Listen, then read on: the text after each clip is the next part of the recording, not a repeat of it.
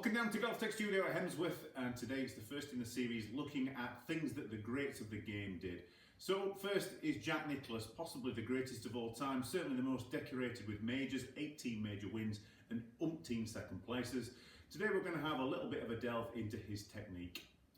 One of the things that Jack Nicklaus was often asked about was why he lifted his left heel in the backswing, and his answer to that was that he never felt like he could create enough coil in his body and therefore had to release his left heel to get a full shoulder turn. Now you might be asking, why is that important to you? Well, it's really simple.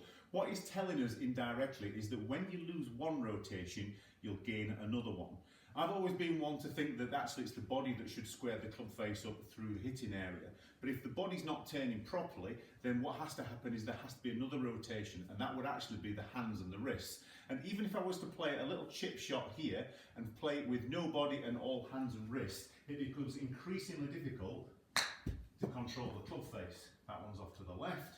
But if I actually hit the ball a little bit earlier, I'm not going to try and do anything different here, to be honest with you, but I'm just going to try and make the same movement. That one's off to the right, and it's all because my body's not working. As soon as I put my body into trying to square the club face up, the club face becomes much more stable, and finding the start direction becomes a piece of cake.